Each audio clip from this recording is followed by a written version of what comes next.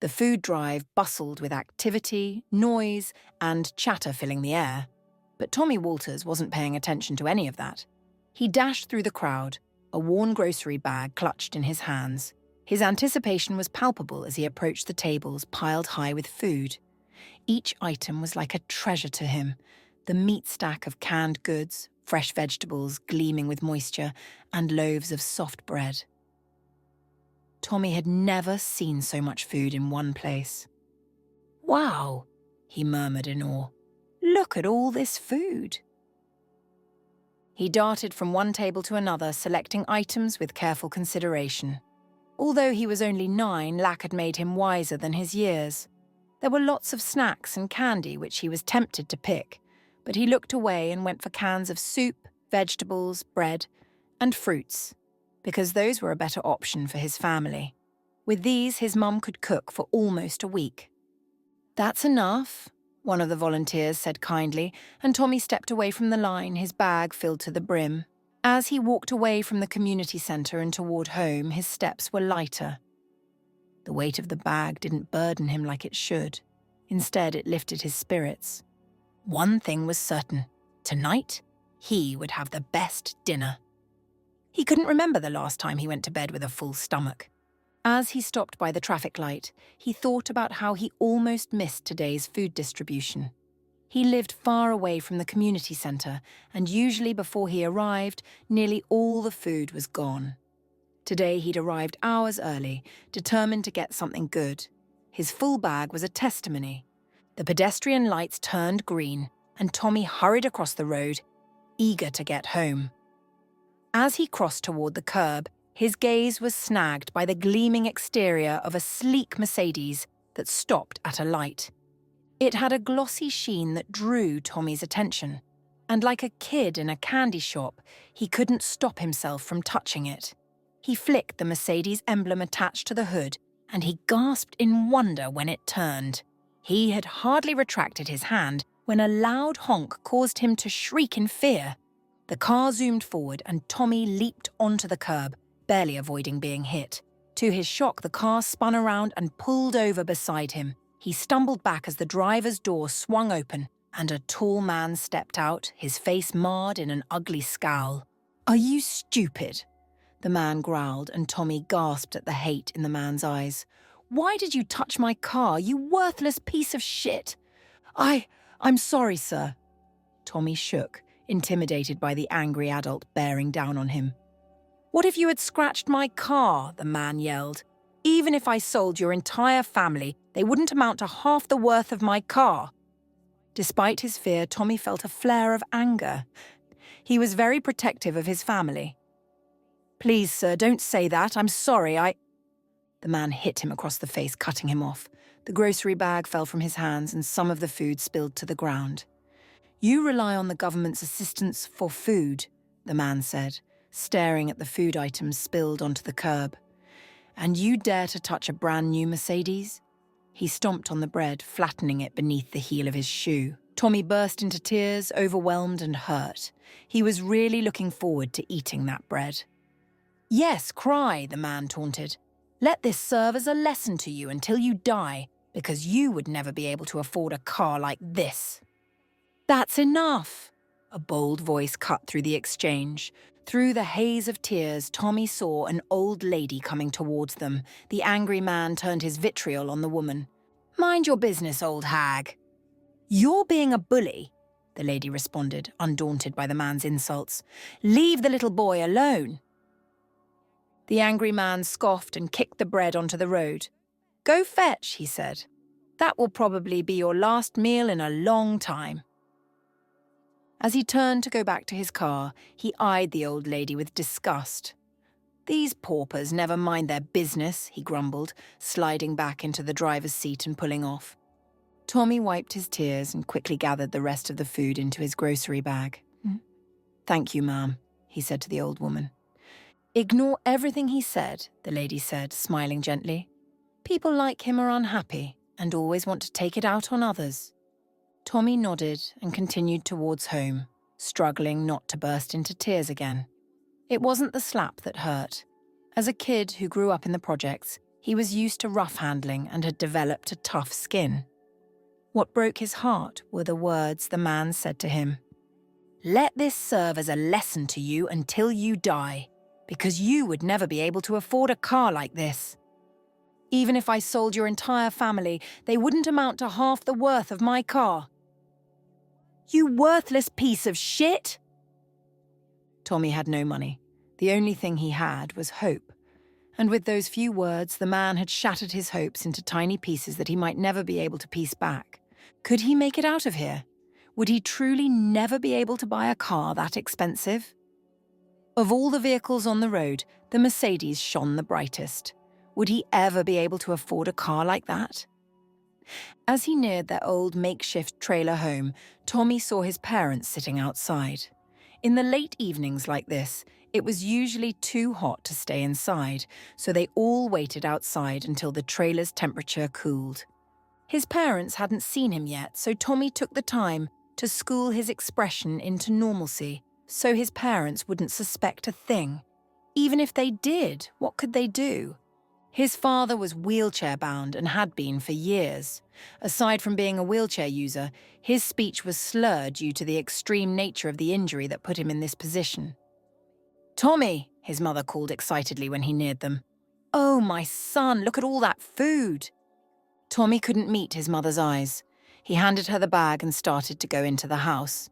"Tommy?" She touched his shoulder. "What's wrong?" "Nothing."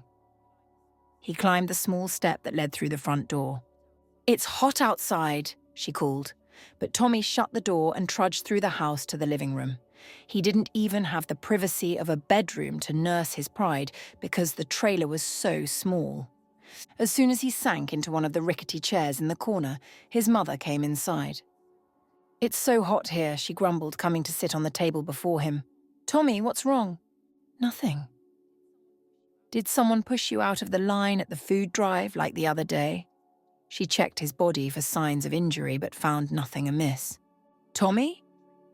The trailer was truly hot, and beads of sweat were starting to roll down the sides of his mother's face. Tommy wished he could tell her what happened, but he didn't want to admit to anyone else that a strange man had slapped him and made him feel worthless. She pulled him close in an affectionate hug that communicated her love for him, and Tommy bit back another fresh round of tears. "You know I'm always here for you." She kissed his cheek. "You can always talk to me." Tommy nodded but didn't speak. His mum smiled. "And I want to thank you for the food, Tommy. You did well." Josh Walters waited impatiently for his wife, Sarah, to return so he could know what happened to Tommy. He wished he could go into the house and talk to his son, but he was bound to this chair and couldn't go anywhere without assistance.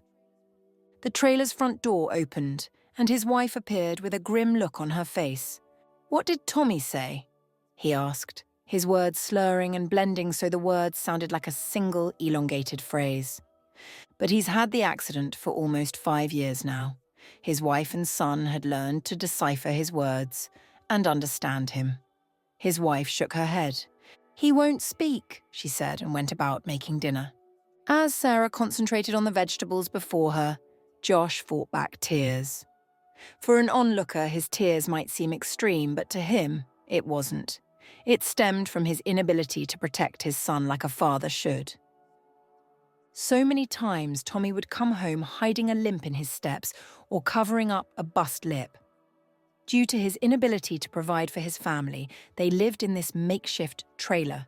Josh knew how dangerous it is to live here and the violence children are subjected to from older adults seeking to assert dominance. But how could he protect his son when he couldn't even protect himself? He could hardly speak without his words slurring together, and movement was also restricted. There was only so much Sarah could do as a woman, and the lack of protection opened up their boy to many attacks. His throat constricted with emotion and he swallowed hard.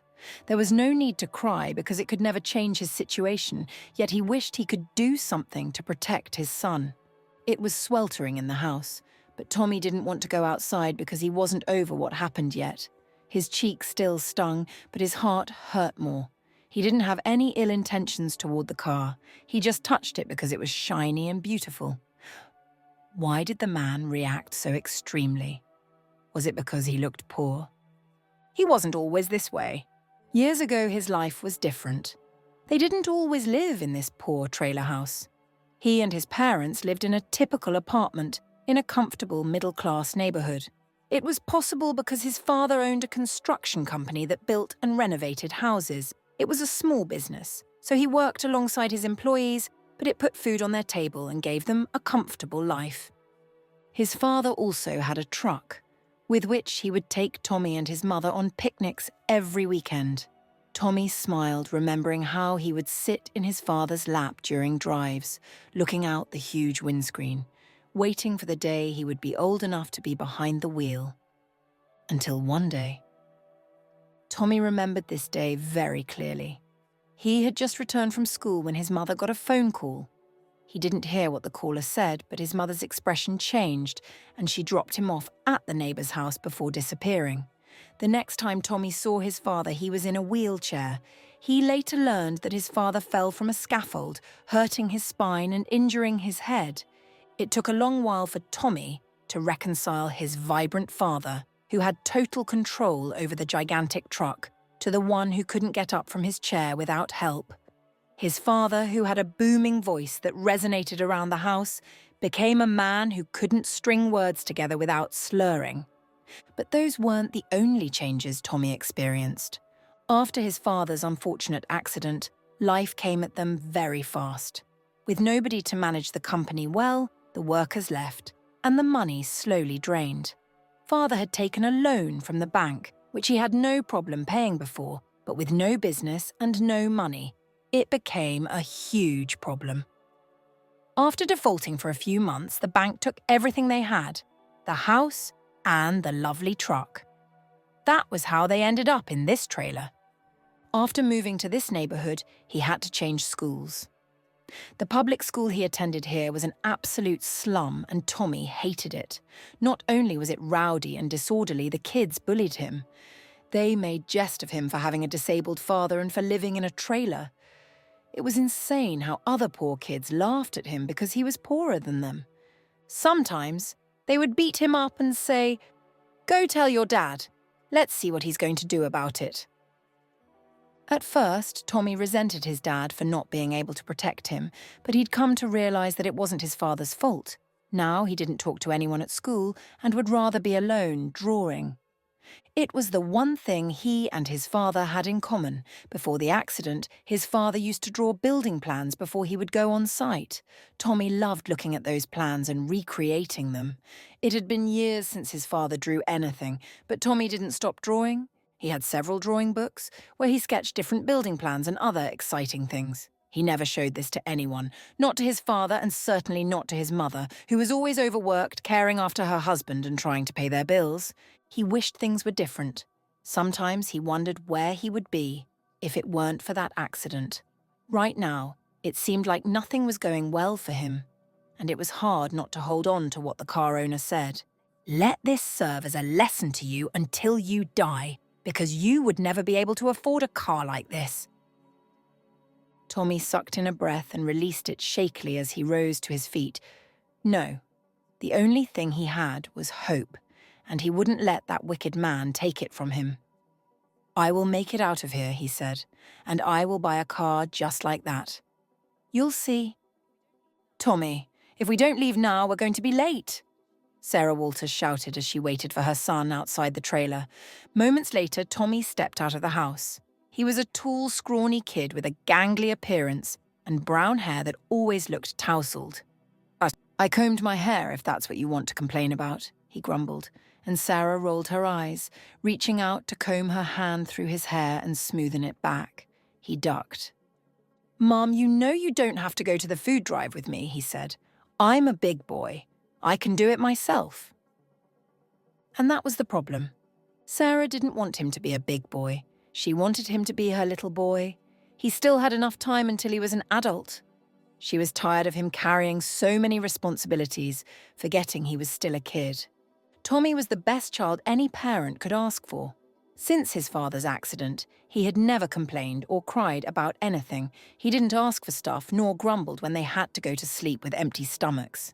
He would stay home and help her with house chores instead of going out to play with the other kids. Sarah had tried to get him to ease up many times, but nothing worked. He wanted to help as much as he could, and Sarah feared it was robbing him of his childhood. For instance, Tommy took it upon himself to always go to the food drive to source as many food items as he could every month. He would leave home hours before the event started so he could be one of the firsts in line and would fill up the bag, not minding that it would be too heavy for his long walk home. Since this particular chore made him content, Sarah let him have it until last month, when he'd come home with a dried streak of tears on his face. She still remembered the hurt and heartbreak in his eyes as he sat in the living room, and no matter how many times she asked what happened, he wouldn't say. The month before, a bigger kid pushed him out of the line so hard he scraped his hands and knees. The Walters family might not have much, but Sarah would not sit back and let her son be bullied because of food. So from now on, she would either accompany him to the food drive or miss it. He wasn't going there alone anymore. "Mum, if we walk any slower, we'll get there when the event is over," Tommy groaned, taking her hand and urging her to walk faster. Sarah laughed. "We are 2 hours early. I don't think we'd be missing out on anything." When they arrived at the community centre, only a few people were in the queue. Sarah nudged Tommy playfully as they joined the line. "You see? Mama knows best." Tommy laughed. "I hope they have bread. It's been years since I had any." "Let's see." After half an hour of standing, Sarah had to use the bathroom. She touched Tommy's shoulder. "I have to use the bathroom." "Will you be okay?" Tommy groaned. "Mum, I'm not a baby. I'll be fine. Take as much time as you need." Sarah hurried towards the row of restrooms in the back of the centre and quickly relieved herself. The next moment, she washed her hands and rushed back to the queue before anyone tried to bully Tommy again. Her brows rose in confusion when she approached the queue and saw an elderly lady talking to Tommy. It didn't look like a bullying situation, but it made her uncomfortable because she didn't know the lady. "Excuse me." She reached Tommy and pulled him protectively to her side, although she smiled politely. "This is my son. Is there a problem?" The smile on the older woman's face widened as she stared up at Sarah. "It's so nice to meet you, Sarah. I'm Marge. I recognized your son from afar and wanted to ask how he was doing." "Recognized him from where?" "It's nothing, Mum," Tommy answered. Marge looked at Tommy for a brief second. "You didn't tell your mother what happened that day?" "What happened?" Sarah asked curiously, and Marge told her all about how a man bullied and hit Tommy because he briefly touched his car. By the time the recount ended, Sarah was shaking with anger. "Thank you for standing up for my son, Marge." "Joe," Sarah said. "That was so kind." Marge waved off her appreciation with a chuckle. "Your son stood up for himself. He was very brave. Good job raising him." Sarah smiled and asked the question burning in her mind. "Do you know the man, or have any idea where I can find him?" Marge frowned. "I know where you can find him, but I'll advise you to stay away from the likes of him." Sarah nodded. "Please tell me where I can find him." Marge sighed. "He owns the metal shop on 10th Street. I can't remember the name, but you can miss it." "I appreciate you, ma'am." "Remember my advice," Marge said kindly. "Goodbye, Tommy. I'm sure we'll meet again." When the elderly lady left, Tommy looked at her with a soft smile. "Mum," he called. "It's okay. I'm okay." Sarah nodded, but his soft smile only strengthened her resolve to visit the car owner. She remembered the hurt in Tommy's eyes that day, and the pain she felt was almost unbearable. How could she sit back and let someone hurt her child like that? No, she would make that man pay. The next day, when Tommy was in school and her husband was asleep, Sarah left home. She didn't know what she planned to do to the man yet, but she would make sure that he knew he was wrong for bullying a little boy. Quickly, she made her way to 10th Avenue, and soon she stood in front of a giant metal shop. When Sarah saw the name engraved on the wall, she gasped as memories came crashing back. Holland Metal Shop. Way before Josh started his construction company, he used to work here. She remembered it clearly because Josh would complain about his boss, Mr. Holland, all the time. Eventually, Holland fired her husband because he claimed Josh was starting to know more about the business than him, which posed a threat. Not only did he fire Josh unjustly and without prior warning, but he also refused to give him his last paycheck. It was after this disappointment that Josh started his construction company. As the memories flitted through Sarah's head, she looked around the premises and saw the car precisely as Marge described it. A Mercedes-Benz, shiny and sleek. She also wanted to touch it, but not as Tommy did. Tommy touched it with awe and interest. She wanted to destroy it in revenge. As she looked at the sleek, smooth exterior that gleamed underneath the harsh sun rays, Sarah imagined scratching the vehicle and tainting its beauty. Oh, that would give her immense satisfaction. She stepped towards the car and a voice rang through her head, causing her to stop. "I'll advise you to stay away from the likes of him." "Mum, it's okay, I'm okay." The voice of Marge and her son warred in her head, and Sarah struggled with enacting revenge or doing the right thing. As upset as she was, the right thing would be to walk away, and that's what she did. It was the hardest thing she'd ever done, but Sarah turned away from the car and walked out of the company. She took the long route home to calm her nerves and ease her anger. She was a few minutes from home when she saw a familiar face across the street. It was Marge. She was carrying a few bags and looking very lost. Sarah crossed to her. "Hey, Marge." The old lady turned and a smile crossed her face. "Sarah, it's lovely to see you again." "Likewise, where are you off to?" Sarah nodded at the bags. "Oh, nowhere," Marge laughed. "I'm just returning from the local shelter. There are no more beds for tonight."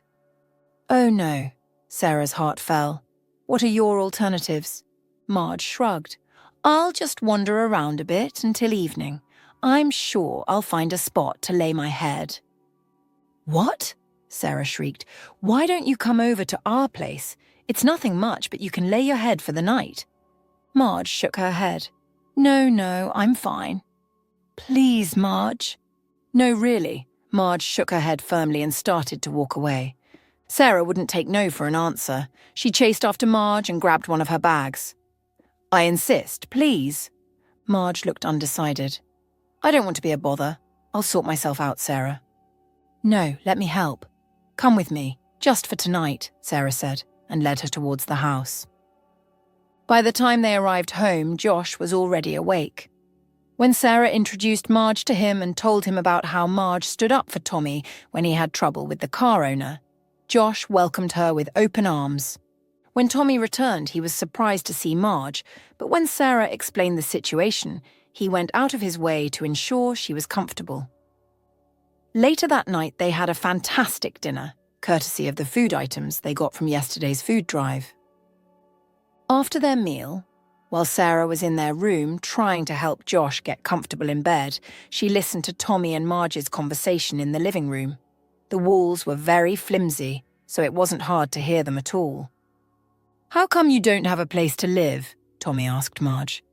Sarah would have called him out on asking such a private question, but she was also curious to know. Marge seemed like a very educated, sophisticated lady. Sarah was shocked to learn she was homeless. "Life is such a funny movie, Tommy," Marge answered with a wistful laugh. "One minute you have a family and are happy, the next you're bedridden for almost 2 years, with a pile of medical bills that your insufficient insurance cannot cover." Sarah's heart constricted with pain. She related to Marge's ordeal. One minute they were living a comfortable life, and the next, she was taking care of a wheelchair-bound husband and bearing the family's financial burden alone. "I don't understand," Tommy said. "Is that what happened to you?" "Yes. I used to be married. But one day, we got into an accident, and things went downhill for me. I lost everything. I am not giving you all the details because you're still young. I don't want you carrying all that baggage around." Sarah smiled at the woman's consideration, but Tommy wasn't having it. "I'm a big boy," he argued. "The same thing happened to us too. After my dad's accident, we became poor. I thought only my family suffered like that." Marge laughed. "Misfortune can befall anyone, Tommy, and so can success. You've experienced misfortune. You must work hard to be successful, Tommy sighed. I've not heard of anyone from this place becoming successful, You're a brilliant boy, Tommy. If anyone can do it, it's you, Marge said. Right there and then, Sarah decided that Marge was staying with them. She loved Marge's positivity and wanted Tommy to be surrounded by it. After all, Marge had nowhere to go. Josh? She touched her husband, who was already falling asleep. His eyes drifted open and rested on her. It had been so long since Sarah saw any spark in those eyes. She knew her husband was depressed, but she didn't know how to help because she wasn't in a suitable mental space either. Can Marge stay? She whispered. She has nowhere to go. Stay permanently? Yes. Josh thought about it for a moment. Can you manage? He asked. It's a small house. We will manage, she answered, and that was all Josh needed to hear. He nodded his agreement and went back to sleep. The following day, as the first light of dawn spilled through the windows, Marge picked up her bags, ready to leave. Sarah knew she had to approach the situation cautiously because she already knew Marge was just a woman who didn't want to bother anyone. Thank you for letting me stay the night, Sarah, Marge said. I will never forget this. Sarah smiled. So where are you headed now? The bus station, Marge said like it was natural. I'll stay there until evening and hope there are free beds at the shelter. That's not feasible, is it? Sarah asked. Why don't you stay until something clears up for you? Marge started to shake her head. Oh no, that will be an inconvenience. I don't know when something will clear up. I've been on the street for over a year now. That's fine. We can all manage, Sarah nodded. No, please, you've done enough, Marge said. I don't want to be a bother. Please stay. They both turned to see Tommy standing a few feet away, still drowsy from sleep. You don't have to go, he said. Stay with us. Tommy. Tears shone in Marge's eyes. That's so sweet of you. You see, Sarah nudged. You won't be bothering anyone. My husband wants you to stay too. After a few moments of silence, Marge hugged Sarah and Tommy.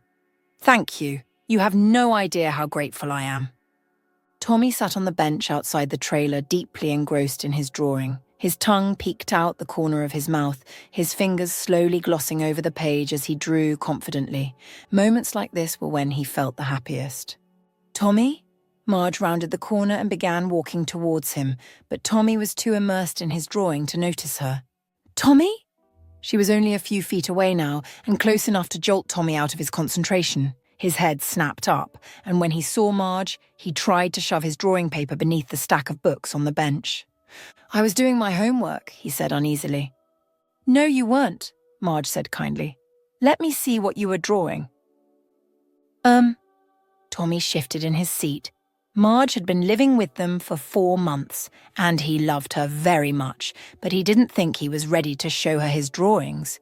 Since he started recreating his father's building plans and sketches, he'd never shown anyone. It's okay, Tommy. You can trust me with them. Bravely, Tommy handed Marge the drawing paper. The woman gasped, her eyes widening as she took in the diagram. Hold on. Is this what you were drawing? You drew this yourself? Yes. What? She shrieked. This is incredible, Tommy. His cheeks grew red, and he lowered his head. I don't know. This is a concrete building plan, she said, sitting beside him. Where did you learn to draw these? Tommy looked up at her, reveling in the admiration he saw in her eyes. He didn't know his drawings were that good. He thought they were knockoffs of his dad's old plans. From my dad. He taught you? No, I taught myself using his old plans. He used to work in construction. Oh, yes. She nodded, staring at the diagram again. Your mother mentioned he used to build houses. I didn't know he also drew building plans. He did. He'd show me the plans he drew on paper, and then we'd go see the building when he finished. It was amazing how he could draw something on paper and turn it into a real building. It felt like magic. Marge stared at him for a long time, noticing how he became animated, talking about his drawing. He was usually a quiet child. Which part did you love? She asked. Drawing or construction? Drawing, Tommy said. I think construction is dangerous. Look at my dad. Accidents don't always happen, kiddo, Marge said.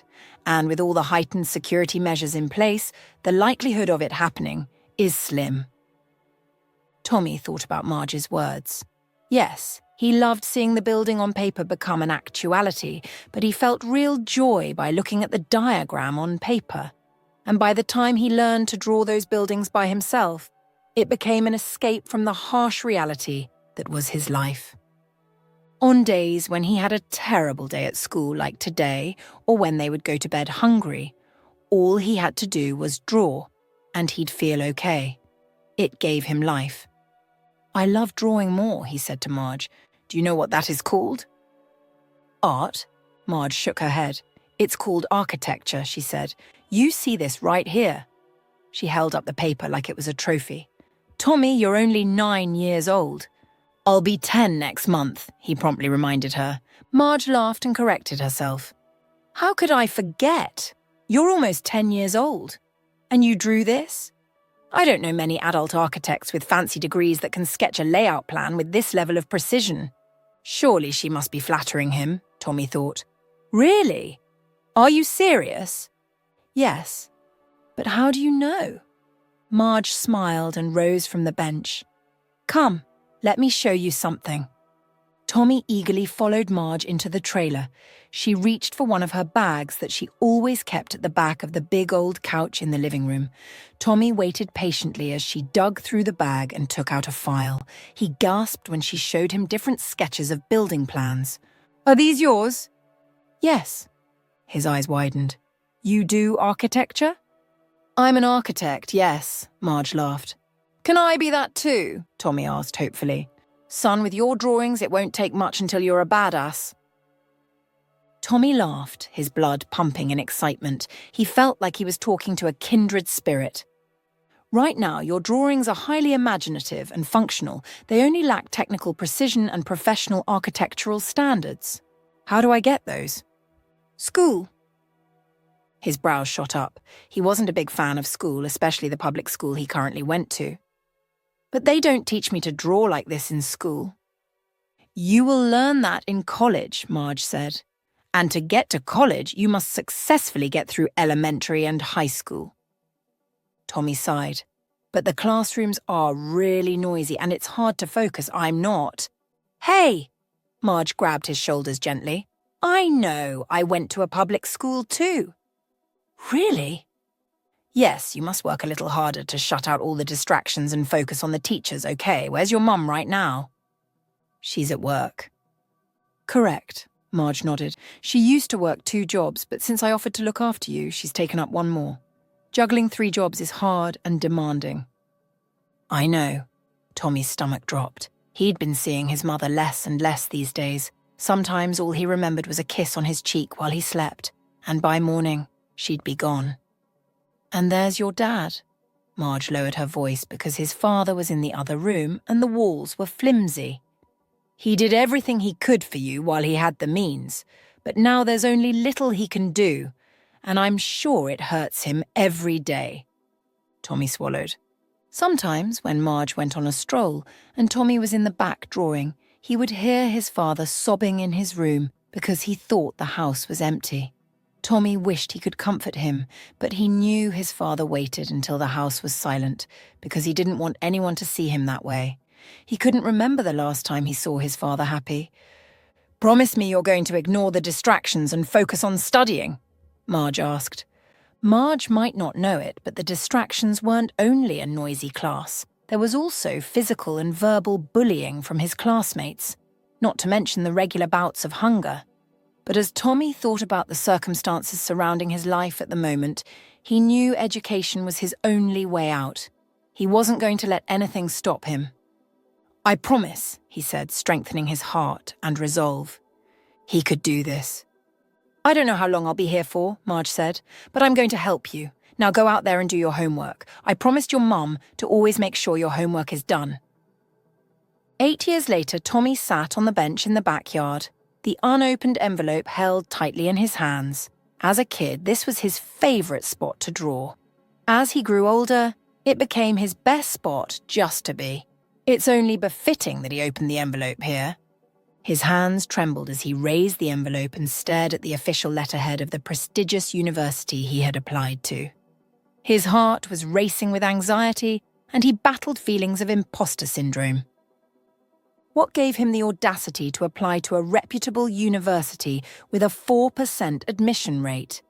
Why did he, a boy who went to a public school with classrooms so noisy you could barely hear the teacher speak, think he stood a chance to compete with rich, posh kids who went to expensive private schools, kids who had access to the finest tutors, and parents with valid, high-profile connections? He should never have applied to this school. Scared, he dumped the letter on the bench beside him and dropped his head into his hands. He didn't get in. He knew it. Tommy. He looked up through a haze of anxious tears to see his family standing around the corner. Mom had her hands around the handle of Dad's wheelchair, and Aunt Marge stood beside them. They all had proud looks on their faces. "I've not opened it," he said, nodding at the sealed envelope on the bench. "We know," Mom said. Why did they look so proud then? "We are here to show support," Marge said. "Thank you." "And to tell you that we are proud of you," Mom added, with Dad nodding in agreement. "No matter what the letter says." "Thank you." Tommy breathed out a sigh and picked up the letter again. This time, before he overthought again, he pried the envelope open, his fingers shaking as he unfolded the letter. All his hard work through school was hinged on this single moment. He's never had a win in his life. He needed this one. His eyes scanned the text with anxiety, but his world tilted on its axis when he read the words, "Congratulations, you have been admitted." "What does it say?" Mom asked impatiently. Tommy couldn't respond immediately. He had lived such a struggling life that he had never felt this much happiness all at once, and it was hard for him to process it. The admission letter was snatched from his hand, and he looked up to see his mother and Marge reading. "Dad!" He hurried to his father, who couldn't move from his position. "I got in. I got the scholarship too." His mother and Marge whooped with joy from behind him as his father broke into a tearful smile. "I'm so proud of you, son. I knew you would get it." The next few moments were of joyful celebration as they all congratulated him on his admission. "This calls for an amazing dinner," his mom said. Tommy rolled his eyes. "Mom, let's not get too excited and forget our reality. We have barely enough to eat tonight." His mother laughed. "I have some money saved," she said. "It's not much, but it should be enough to make you chicken pasta just as you like it." Tommy flung his arms around his mother's neck and kissed her cheek. "Thank you, Mom." "You're welcome." She turned to his dad. "Honey, would you like Tommy to take you on a stroll while Marge and I start lunch?" "Sure," Dad nodded. "If Tommy doesn't mind." "I don't." Tommy grabbed his wheelchair, excitement still coursing through his bones. "I know your favourite spot." Sarah could hardly control her tears long enough for her husband and son to disappear. As soon as they were gone, she crumpled onto the bench and burst into the most heart-wrenching sob. "Sarah, it's okay." Marge chuckles, gently rubbing her shoulders, mistaking Sarah's tears for joy. "We're all happy about this. Tommy has done us proud." "Marge," Sarah cried, looking up at the woman who has grown into a sister in the years they've lived together. "How can I afford this?" she asked. "How?" Finally understanding Sarah's tears, Marge sat beside her. "Sarah, he won a scholarship," she said. "He's covered." "For tuition only," Sarah sobbed. "I'm grateful that his tuition has been covered, but what about everything else, Marge? What about books and supplies? I know he'd need them. What about living expenses, pocket money, other miscellaneous costs?" Marge hung her head, the weight of the situation finally dawning on her. Sarah continued to cry bitterly. "I'm already working 3 jobs and use my maximum working hours at each one, and yet after we pay the rent for this stupid trailer, there's almost nothing left. Public school is different from a private university." "You're right," Marge nodded. "All your concerns are valid." "I don't know what to do. I've thought about getting a 4th job, but—" "No," Marge shook her head. "I'll get a job instead." "What?" "I'll get a job. I'll get two if I have to. I don't care. We must do all we can for Tommy." Sarah stared at Marge in confusion. "Are you serious? You'll do that for my son?" "Why not?" "I don't understand. For 10 years you've done everything to help him. You went through his homework and studied with him for his exams. You even helped him put the admission project work together. I get why." "Sarah," Marge smiled, "you all are my family. I don't count everything I'm doing because I'm doing it all from the depths of my heart." "Oh, Marge." Sarah threw her arms around the woman and she wept harder. At 70 years old, there was only so little Marge could do, but Sarah appreciated the offer. She remembered how 10 years ago she'd seen Marge standing at the bus stop and quickly decided to bring her into their home. It wasn't convenient because they lived in a small trailer, and it was a struggle even to feed a family of 3, not to mention bring one more person in. But the decision had come from somewhere deep within, and it came with immense peace. Sarah knew she was doing the right thing. Now she could see how much of a blessing they would have missed if she had let Marge walk away. She may not bring money into the family, but her influence, especially on Tommy, was worth more than gold. Tommy was here today mainly because of her, and she would forever be grateful to Marge. The architecture studio was bustling and full of activity. Other students huddled over their drafting table with advanced digital gadgets, their latest projects displayed on high-end resolution screens and state-of-the-art tablets. Professor Williams, known for his relentless standards and keen eye, stood on the stage at the front of the room, holding a stack of sketches and blueprints. "So who can explain the implications of using cantilevered structures in this particular design scenario?" the professor asked, his voice carrying a tone of challenge. Tommy felt a burst of nervous energy as he coyly looked around the room. He's surprised that no one was answering. Cantilever designs were one of the first things Aunt Marge taught him during their lessons while he was in high school. "Professor, that isn't in our syllabus," someone answered. "I'm not sure anyone knows the answer to this." With a burst of courage, Tommy raised his hand, surprising everyone in class. Someone scoffed and laughed behind him. "As if he could understand the stuff. Look how outdated his setup is." Tommy knew his setup was outdated and his drafting tools were simple, but these things didn't matter in the grand scheme of things. What mattered was what you could do with them, and Tommy was confident in the magic he could create with such simple tools. He ignored the mockery and turned to the professor, who motioned for him to come to the front of the class. He walked to the whiteboard and, with a steadying breath, began to explain the cantilevered structure, his hand moving across the board as he described its principles. When he finished his illustrations, Professor Williams nodded with evident respect and approval. "What's your name again?" "Tommy," he answered. "Tommy Walters." "Tommy," the professor nodded. "You know your mate was right. This isn't in your syllabus for the semester. I was testing the limits of your knowledge, but you've blown me away. How did you get this?" Tommy smiled. "Let's just say I've had enough time to study ahead." "Good, good," the professor nodded. "You're on to great things, Mr. Tommy Walters."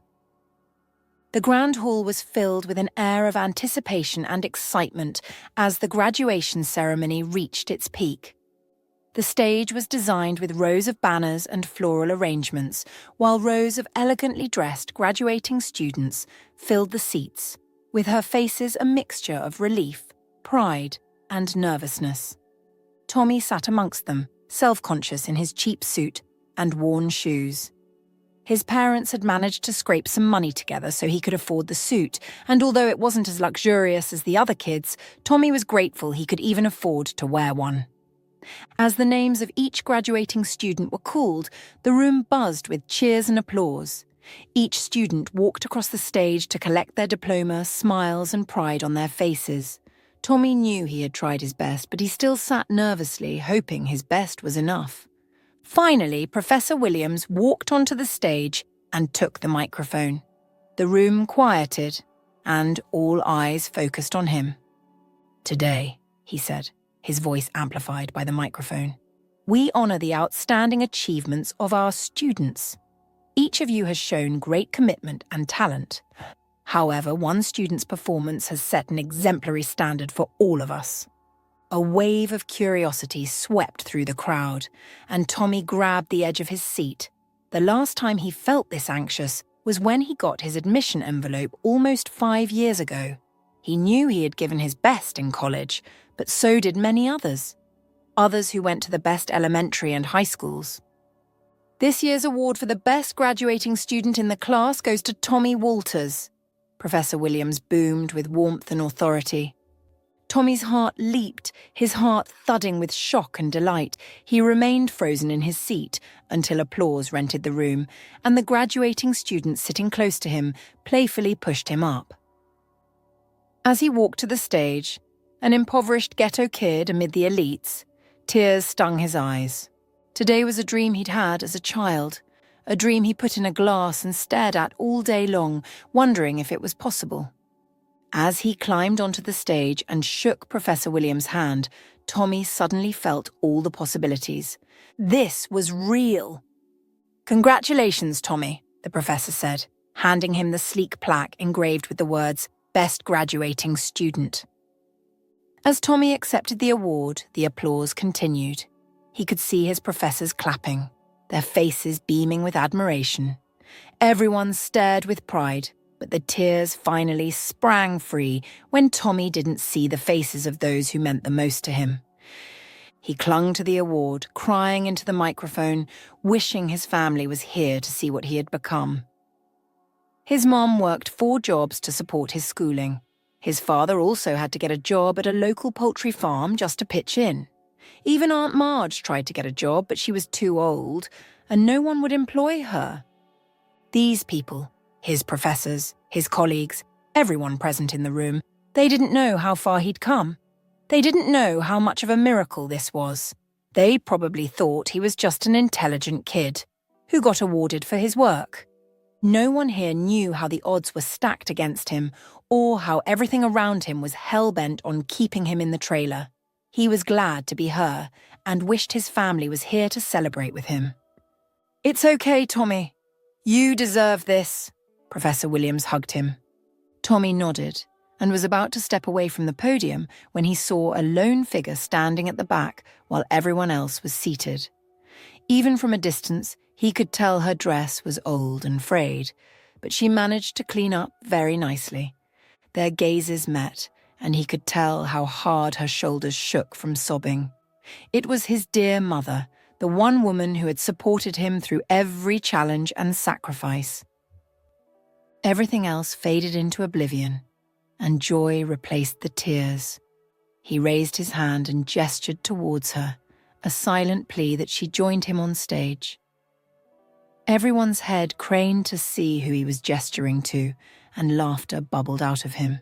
That's my mother, he said. Please permit her to join me on stage. Without her, I wouldn't be here today. Sure, Professor Williams nodded. Please, Mrs. Walters. His mother made her way to the stage, her steps slow and unsure. His hero. When she climbed onto the podium, Tommy embraced her tightly. They stood there holding each other and openly crying out. The weight of their journey and struggle crystallized in this raw, heartfelt moment. Finally, Tommy pulled away, took a deep breath, and took the microphone. I'm sorry I'm crying so much, he said. To all of you, it's just an award. To me, it is a crowning of my efforts over the years, the struggles and midnight tears. I dedicate this award to my mother. It's as much her achievement as mine. He handed the award to his mother, and her face flushed with pride. Soon they left the stage, accompanied by cheers and a standing ovation. The rest of the event breezed past and soon came to a close. Tommy reunited with his mother in the back and bombarded her with questions. How did you get here? He asked. You said no one would be able to make it. I almost didn't. His mother smiled, her face streaked with dry tears. But as the ceremony drew nearer, we knew someone had to be here, so we pooled resources together. It was tight, but I made it. I'm so glad you made it, Mom, I was so happy to see you." Tears gathered in her eyes again, and she stroked his cheek. "I am glad I came too. I couldn't imagine missing this ceremony." "Tommy?" Mother and son turned to see Professor Williams standing a few feet away. "Sir." Tommy smiled and officially introduced his mother to the man who had been his trusted mentor over the years. "It's so nice to meet you, Mrs. Walters," Professor Williams said. "Your son is a great man, and I'm privileged to be a part of his life." "Thank you so much. May I steal him away for a few seconds?" "Sure." His mother nodded, and Tommy followed Professor Williams to the other end of the room. "Is everything all right, sir?" Tommy asked. "Sure." The man smiled. "You know, I've worked in this university as a professor for 15 years, and I've met many bright students, but never been this impressed with one." A smile rented Tommy's face. "That is why I have also done something for you that I have never done for any student in my history here." Tommy frowned. "What is that, sir?" "I'm sure you know of Archibald Architectural Firm?" "Yes," Tommy nodded. It was the most prominent architectural firm in the country, and every graduating student hoped to work there, but they were very exclusive. "I have some connections there, and I've put in a good word for you," Professor Williams said. "I don't give recommendations lightly, but when they asked me, I put your name forward without hesitation. I am very confident in your skills." He leaned forward with a conspiratorial smile. "This is an opportunity everyone is dying for, and you deserve it. I'm confident it will only be a great start for your career. Expect a call from their office tomorrow morning." When Professor Williams walked away, Tommy was still standing in the same position, transfixed by what happened. "Tommy?" His mother appeared before him, worry in her eyes. "Is everything all right?" "Mum!" Tommy shrieked. "I made it!" Another 5 years whizzed by. Tommy stood in the foyer of a grand house, glancing down at his wristwatch as if waiting for something. There was a happy smile on his face as he waited and waited. Soon he heard the honk of a car and rushed through the front door to see a car parked in the elegant driveway of the house. As he approached the vehicle, the doors opened and his parents stepped out, along with Aunt Marge. "What is this place?" his mother asked, helping his father into his wheelchair. "Hold on." Tommy paid the Uber driver and added a considerable tip before turning back to his family. "Come with me," he said, taking over his father's wheelchair from Mom and helping him navigate his way into the house. The house was a sprawling, elegant residence in the upper-class neighborhood in town. It had lush gardens, 7 spacious rooms, a luxurious marble kitchen, and a pool. As his family stepped into the foyer and strode to the living room, they gasped, their eyes wide with awe and curiosity. Tommy's eyes were misted with emotion. "What is this place?" his mother asked again. Tommy chuckled. "Did you all kiss the trailer goodbye?" he asked. "Because this is our new home." "What?" they all shrieked. The women ran through the entire house while the men watched. His father took in the expansive living room and the bright and airy space. "Tommy, this is beautiful." "Dad, I have something special for you." "What?" The man's eyes widened with childlike excitement. The women were back, breathing heavily, their eyes bright with happiness. "Tommy," Aunt Marge hugged him. "This is amazing." "I can't believe it," Mum said. "You better do," Tommy laughed, leading his father to a covered object in the corner of the room. He pulled back the black covers to reveal a sleek, modern wheelchair resembling a compact vehicle. Everyone gasped in disbelief. "Tommy, what is this?" his father asked with a trembling voice. "It's for you," Tommy answered softly. "Let me show you how it works. Do you mind?" His father shook his head. "Show me." Tommy lifted his father from the old wheelchair and into the new one. He explained the mechanics to his father, including how to recline the backrests, elevate his legs, tilt the seats for better comfort, and everything. His family hummed in awe, and his father's eyes gleamed. "Now this joystick is for movement," Tommy said. "Move it forward." His father tentatively brought the joystick forward, and the chair lurched in that direction. They all squealed. "Move it backward," Tommy said, and his father obeyed, gasping when the chair moved back. It didn't take him long to master the control, and he successfully navigated the entire house without stress. When he returned to where they were all standing, tears fell down his face. "I don't know what to say, Tommy," he cried. "This is more than a dream." "I don't want any of you to say anything," Tommy said, glancing at each of them.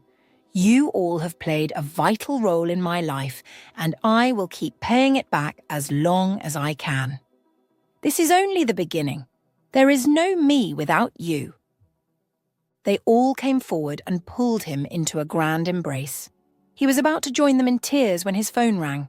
He saw Professor Williams' name on the screen and pulled away, hurrying outside their new home to take his call. He knew why Professor Williams was calling. "Hello, sir." "Tommy, how are you?" "I'm fine, sir." "Mark Sinclair called me this morning. He said you submitted your resignation yesterday." "Yes, sir." Tommy nodded. "I plan to call you today." "Okay, can you share why you left?" Tommy took a deep breath. It had been 5 years working with Archibald Architecture, and although it had changed his life, it was finally time to move forward. He had bought an office building uptown where he planned to start his architectural firm. He explained all this to Professor Williams. When he was done, the professor sighed. "Tommy, remember what I told you at your graduation ceremony," he said. "I said this job at Archibald is a starting point in your career. It's time to scale, and I'm glad you've taken that bold step." Tommy sighed with relief. "Thank you, sir." "Let me know when your business is ready to take clients," he said. "I know a few people that would need your services." "Mr. Walters, we just received a proposal," Lisa said. "It's from Mr. Collin, who is interested in developing a 3-story shopping complex." Tommy hummed as he navigated through traffic on his way home. "Forward the email to me," he said into the phone.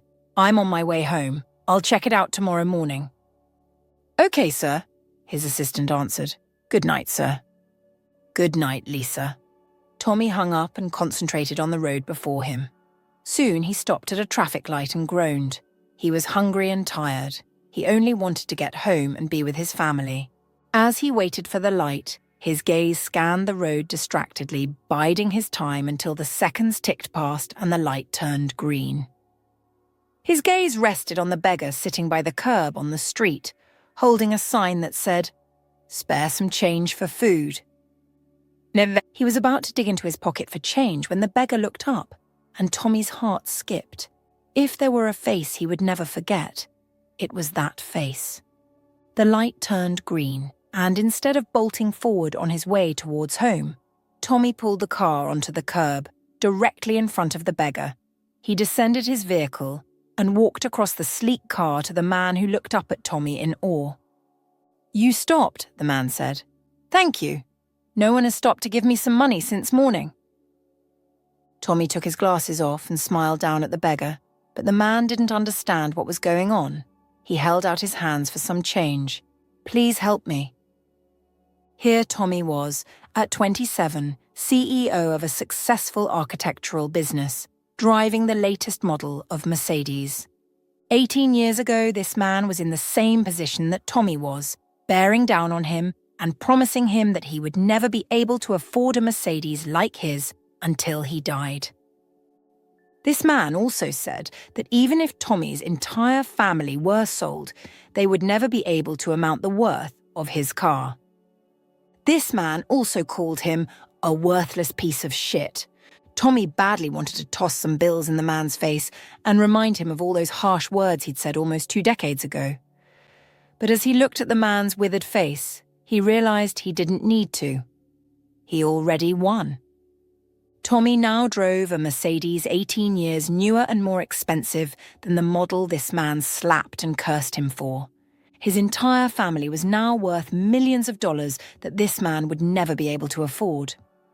Josh Walters now owned a poultry farm that Tommy helped him start 2 years ago, which was now very successful. Sarah Walters owned a mall uptown, also courtesy of Tommy, which raked in millions last year.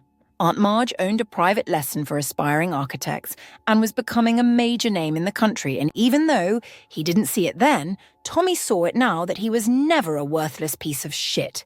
He was poor, but not worthless. "Sir?" the beggar probed. Tommy looked down at his outstretched hands, and instead of dropping some cash in it as planned, he gave the man his business card. "So, there's no amount of money I can give you that will help you out of this situation," Tommy said, "but I'll give you a job." The beggar gasped and grabbed Tommy's legs. "Thank you, sir. Thank you. Thank you.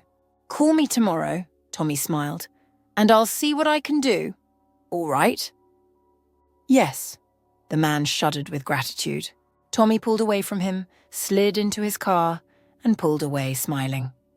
Nothing worked as hard as karma. Later that night after dinner, while he sat with his family in front of the TV, he said, "Do you all remember that man who slapped me for touching his car years ago?" Without hesitation, they all nodded. How could they forget? It was how Marge became a part of their family. "I saw him today." "What?" they shrieked.